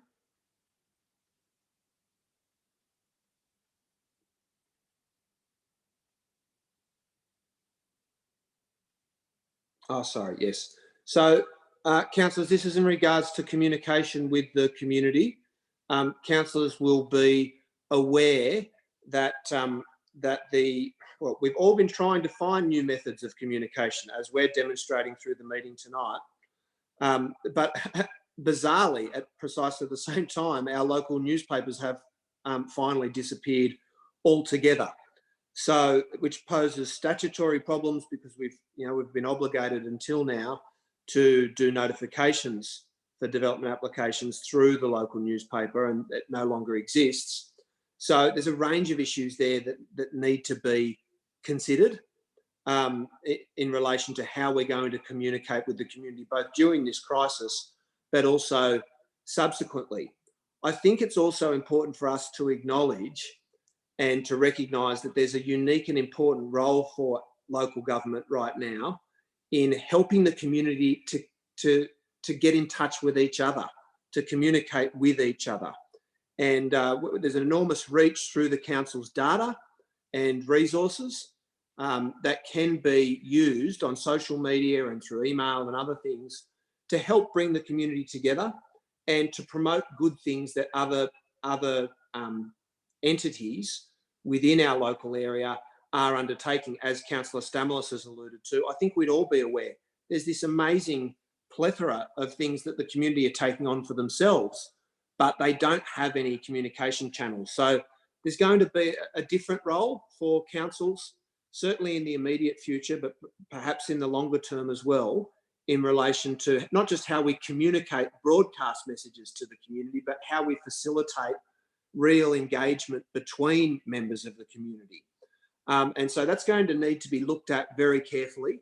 But in the first instance, I think we do need to just get in touch with all of our residents via mail, and letterboxing is what I'm proposing. Obviously, it's so much cheaper than direct mail, but we do need a message to go out from the council to every home, regardless of whether they're on social media or Zoom or whatever else. We need every resident to get something in the mail explaining how the council can help them right now. And there's no getting around that. That's a really important thing for us to do. So I'm proposing some immediate actions, which I've consulted with other councillors about, but also a process for the officers to be able to make some suggestions to us about how we operate in this new environment, especially given that there is no longer a local newspaper that is delivered anywhere at all. So does anyone have any questions on this? Sorry. Councillor. I guess just what I mentioned before about planning alerts, I think that's quite an important thing. And if you're not aware, Planning Alerts is a not-for-profit organisation that relies on donations. Their software is free. They relay DAs. So I believe Elizabeth's been in contact with them recently. I would like to see if we can perhaps make some sort of financial contribution to them to fund the development of the software to integrate with our new modified system. And a lot of our community do rely on Planning Alerts to hear about what DAs are happening where. So with regard to any funds that are released, I think it would be really worthwhile to consider making some sort of contribution to them so they can fund staff to do software development. Councillor. Thanks, Councillor. We do not support that. We are working on a project to have all of the residents in the local government area available on email, and we would prefer to do that directly rather than through a third party. That is a project well advanced. In terms of the Mayor's suggestion about writing to all residents, we've just seen this since 6 o'clock, but we think we have a solution to this that will work quite effectively. And we'll come back and consult councillors on that accordingly. Okay, thank you, Mr. Chief Executive. Can I have a word? Colin. Yeah, Councillor Hetty. Thanks, thanks, Mayor. Look, I think in general terms, this is a reasonable issue. And I think there's a broader discussion to be had at every level of government about the media issue and how it's not just the way we communicate to the community, but how the community communicates to council and who oversees the council, in fact, in a way, how does that democratic action operate? But that's perhaps a broader question. I think when it comes to the writing to residents, and this is not aimed at the mayor, the current mayor, or any future mayor or past mayors, but I think, particularly given this time, I think it would be good to that we write as a council. I think the Mayor indicated earlier, and I agree with him, I think there is a degree of unanimity on these issues, which is terrific. And I think it would be good to represent that to the community rather than just having it as one person. And I think in more ongoing terms, we're talking about directly contacting the residents. I think it would be a better process to have it as an all council process when it comes to information rather than any individual or office. Thank you.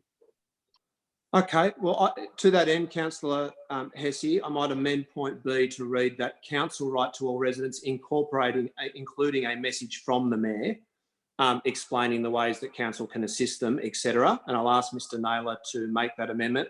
I tell you, if we'd, in the Jamie Parker era at Leichhardt Council, there was a message from the bloody Mayor every 3 days in people's letterbox. So that's a new rule as far as I was aware. But I'm happy to incorporate that amendment, and thank you for your collaboration on the resolution. Are there any further questions in regards to communication point? Yeah, Michelle. Yes, Councillor Porty. Yeah, look, just addressing the fact that we've lost the Inner West Courier and the issue about how we do our statutory notifications. Another way forward that we might want to explore, because I'm loath for us to lose all of our printed newspapers, and I guess one that is still surviving, although it's a Sydney-wide one, is the Sydney Morning Herald. And I know that the cost of advertising in the Sydney Morning Herald is significantly higher than the Inner West Courier was, but I think in these days where all of the print are struggling for revenue from advertising, it would certainly be worthwhile approaching the Sydney Morning Herald and saying, hey, we've got all of these councils right across the Sydney metropolitan area who all have to do notifications for their planning, and why not put a couple of pages into the Sydney Morning Herald, once or twice a week, which are just statutory notifications from all of the councils, and do it at a special rate, which would be similar to the rate that we were paying from the courier. The reason I'm proposing this is, one, we still get the notification in print, which is really important for a lot of our residents who still don't like using the internet and basically don't use it. Councillor Porty, I'm going to ask you to formulate this into a question or to finish up. Just because okay. And what I'm proposing is that we add this as an additional amendment, that we also approach the Sydney Morning Herald and ask them to put a proposal together for statutory notifications for councils across the Sydney Metropolitan Basin at a cost similar to that was what we were paying for the courier. If they say no, if it's too expensive, fine, but at least we could try, and it will help keep the Sydney Morning Herald going as well, which I think is important. I'd be shocked if if Fairfax or Channel 9, as they're actually described these days, weren't putting together some kind of package for local councils to be able to do notifications. But that's a procurement process. And whilst I agree with you about the importance of the Herald as a masthead, let's consider that once we've received some advice from officers. It was only announced a few days ago that the courier was closing. Let's give our officers a chance to have a look at the situation and see what the options are out there. And this resolution is essentially asking for a report in regards to all of those things. So I'm certainly happy to consider that, Councillor Porty, but not to specify that we write to the Herald procuring their services at this time. Has anyone else got any questions about this item? Yeah. Mr Mayor, perhaps I can add that we have raised this issue with the Secretary of the Department of Planning today. Yeah. We are aware that both the Telegraph and the Herald are lobbying very hard that they should have exclusive access to this service. We're not convinced that those services meet the circulation requirements that we would expect. And we previously asked the Inner West Courier to provide that evidence, and indeed the Daily Telegraph. So this will be a significant issue in terms of what the State Department requires. But more importantly, we think that our own information systems are, to be frank, superior in providing this advice to residents.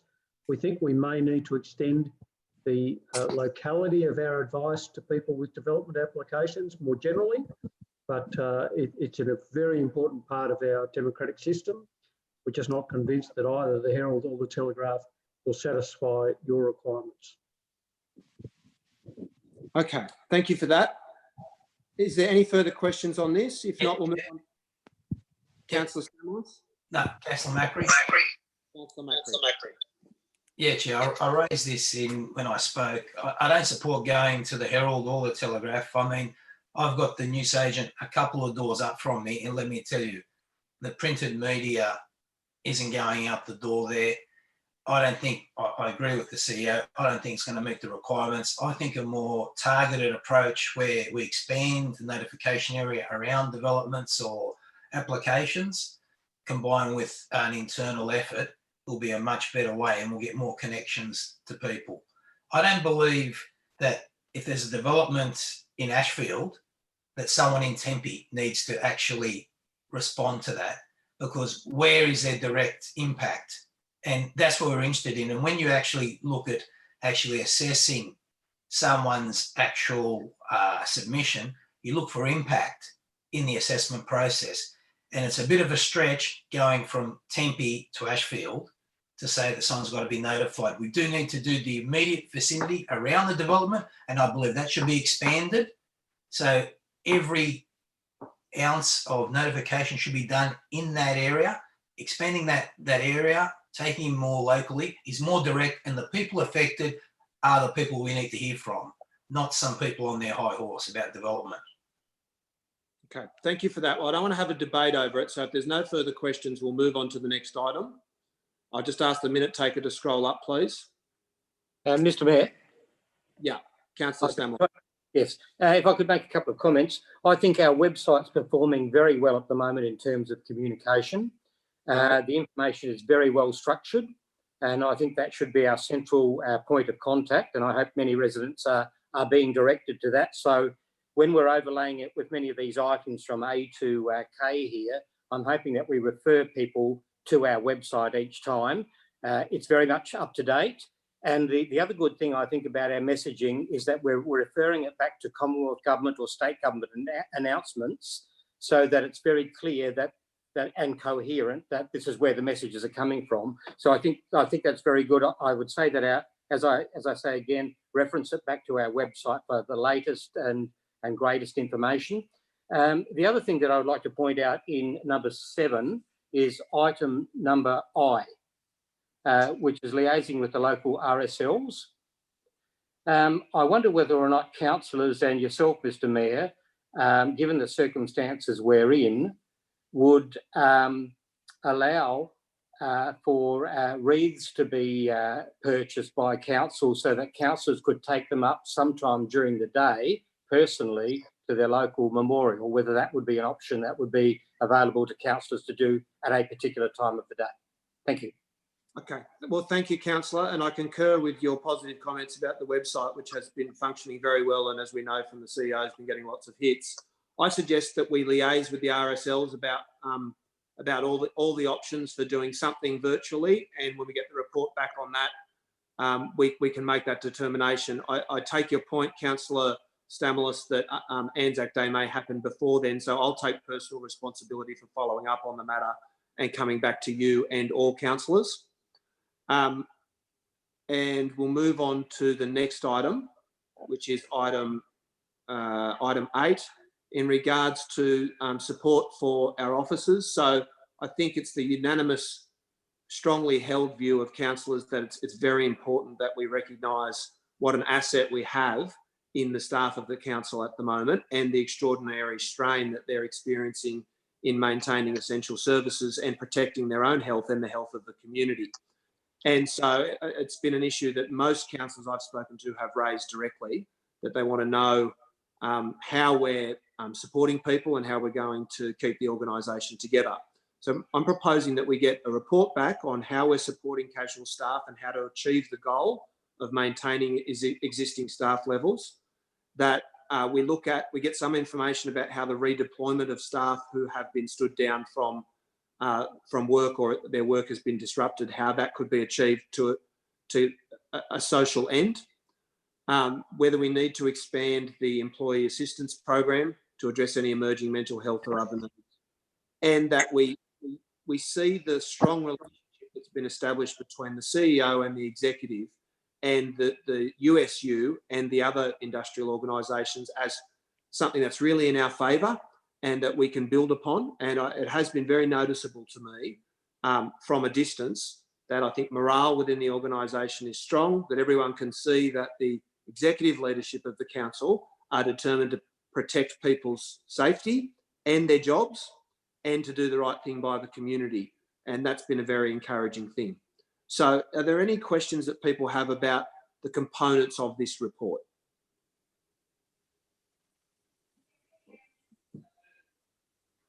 No questions? Okay, we'll move on to Hang on, sorry. I just unmuted. I guess one of the issues I noticed how staff are being sent home if they're at risk. Have we got any kind of idea or feedback of people returning to work after they've been sick or anything like that? Have we got any procedures in place? I'll put that question to the executive. Thanks, Councillor. We have two staff dedicated to return to work. More generally across the organisation, we have not had any people as yet identified with COVID-19, but there are particular practices in place for that, and our health and safety approach is dedicated to making sure that before people return to work, no matter what their circumstances, they're safe to do so. Okay, thank you for that. There's no further questions. I'll move on to item 9, which is which was an issue that both Councillor York and Councillor Porteous have raised with me. The concern about how we're going to migrate our services online to ensure that people aren't as isolated as they might be right now, particularly people who've been dependent upon our services. And we all know about the large numbers of people who come into our libraries because it's a safe place where they can access information. And I think we're all concerned about what the impact will be on them to have lost that resource. I'm also certain that the council officers have already been undertaking this process through careful planning. And so I think it'd be useful for us to get an idea of that in a few weeks' time about how that's going. Has anyone got any questions in regards to this? Okay, if not, we'll keep going. Brings us to item 10. I'll just ask the minute takers to scroll up. Councillors, this is in relation to a range of issues that have been raised by councillors about the need for advocacy at this time. So there's components of this. Representations will be made in regards to the JobKeeper payment and subsidy for council employees, to the need for local government stimulus from the state and federal governments, and the fact that that could be an effective and fast acting generator of employment in local communities across the country. Can I ask the minute taker to scroll up a little bit further, please? Thank you for that. The need to expedite state government approvals or the current regulations for work so that infrastructure schedules can get brought forward. The need for intervention by the New South Wales government to provide certainty and protection to residential and commercial tenants. The need for our local parks to remain open and accessible and usable for everyone, particularly in the context of our local government area where many people are, the park is literally their front or backyard. They don't have any open space. I've liaised carefully with Councillor Porteous on the wording of that resolution. I do want to concur, though, with the comments also of the Chief Executive earlier, that one of the things that's putting police under a lot of strain is they're getting so many calls from people about physical distancing and essentially dobbing in other people who they don't think are practicing it. So we've just got to be cognizant of the fact that the police are under great strain, and so we need to work with them. And the need for immediate investment of funding for the NGO and charitable sectors to enable them to meet increased demand for food aid and outreach services. And that's something that the New South Wales government needs to take up straight away. Is there any questions about this item? Chair. I do have a question. Yep. I've got Councillor Macri, then Councillor Kiat. Chair, just a question. I thought I saw an announcement on the news that the government had given a lot more funds to Meals on Wheels. Is that correct? I'm unaware of that. Does another councillor have an answer, or the Chief Executive? Councillor, I'm not aware of extra funding. We currently provide about 80 services, Meals on Wheels. We've had an additional, last note was about 15 additional requests for Meals on Wheels. We've allocated 10 staff from other areas of council on a redeployment basis to work with Meals on Wheels because we expect demand to increase in that area. We also think that in terms of support for food packages and other things, that maybe a better contribution is in staff numbers rather than cash, which we don't have much of, particularly in current circumstances. And we have a redeployment package that we'll come back to council with on the same basis. But no, we're not aware of extra funding for Meals on Wheels at this stage. I just thought I saw it somewhere on the news. No, that's all right. I'll chase it up. Councillor Kiat. Thank you, Mayor. This relates to point 10E, and in particular, the final sentence in relation to the remit of council officers, rangers, in enforcing physical distancing directives. I think that we'll all agree that these physical distancing directives are really important, but it's already been commented on, I think, by Councillor Porteous that directives around when you're allowed to go outside, whether you're allowed to sit on a park bench, can impact different people in different ways. And I think that it's also been commented that the police have a very difficult job with applying these extraordinary measures. I think it's a good approach to say that yes, our council rangers don't have a role or a role in enforcing those physical distancing directives. I'm just concerned because I've seen a couple of emails from the Chief Executive around council rangers notifying the police of suspected breaches of physical distancing measures. I think that wherever possible, I think it would be best to provide advice or a warning rather than to call the police, and perhaps that's what was meant, that in the final instance where there's a significant risk, the police will be contacted. So I'd just like some clarification on that. I'm concerned that we don't want to go to the police always in the first instance. I'll put that question to the Chief Executive. Thanks, Councillor. Nor to police. I think the New South Wales Police Commissioner described his greatest strength as discretion. We're applying the same approach. Okay, thank you for that. Are there any further questions in regards to this item? If not, we'll move on, which brings us lastly to the issue of the council meeting schedule. Now, councillors will be aware that I had proposed originally, in line with advice from council officers, that it's very important at this time that we keep the focus of the business on the immediate necessities, that we hold one meeting a month that would be dedicated to business relating to the crisis, and a second meeting for where councillor motions could be tabled. Councillor Porteous has expressed a concern to me about that, and said that her preference is for both meetings to be able to have motions tabled, but she recognises that the business relating to not just the crisis but essential council services, the reports that are being produced by officers, has to take priority at this time, and that it should be completed in its entirety before councillor motions would be considered.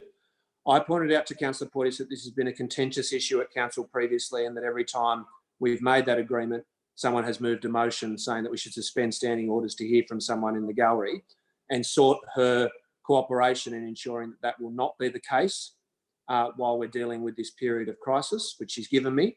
And so I've amended the recommendation. And so there's essentially no difference between what is now proposed and our normal schedule of meetings, except to say that the Chief Executive has advised that given we've held the extraordinary meeting tonight, no business papers have been produced for the meeting that is scheduled for next Tuesday, that it would be more useful to reschedule that to the following week, the 21st, and to allow the small backlog of council law motions that have been tabled and were withdrawn at the instigation of the councillors who had submitted them, in order to make sure that we could deal with this business, that we hold a meeting on the 21st to deal with those motions and any other motions that councillors might wish to submit, and then move back to the normal schedule on the 28th of April. Does anyone have any questions about that, or wish to raise any concerns? Okay, there's no concerns about that, councillors. That brings us to the conclusion of all of the items which we've now discussed at length. We've gone round and heard from all councillors with general comments and submissions about the approach that's required at this time. We've gone through and taken every question that any councillor has in relation to the individual components of the resolution. A number of the issues that were raised have been dealt with by amendments being incorporated into that resolution. So there being no further discussion at this time, I'll refrain from making a right of reply, and I will put the motion. Now I'm going to put the motion, then I'm going to ask all councillors who are in support of the motion to raise your hands, and then I'll do my best to scroll through, have a look at all of you, and to just read out for the minute takers as I see your hand in the air, whether you are for or against the motion. So bear with me. Hopefully I'll be able to do that correctly. It does mean that everyone will need to leave their hand up until we get to the end of the list. So I'll put that mayoral minute. All those in favour, please raise your hands. In favour, we have councillors York, De Cruz, Stamoulis, Steer, councillor Kiat, McKenna and Macri. I can't see councillor Hesse. I'm in favour. In support, thank you. Councillor McKenna, Councillor Macri, Councillor Drury, Councillor Rosidi, Councillor Porteous, Councillor Lockie, Councillor Iskander and Councillor Rosidi. That has been carried unanimously. And with that, councillors, I thank you for your cooperation in this new world, and I'll declare the meeting closed. Have a good night. Thank you. Thank you. Thanks, everyone. Thanks, everyone. Good night. Thank you.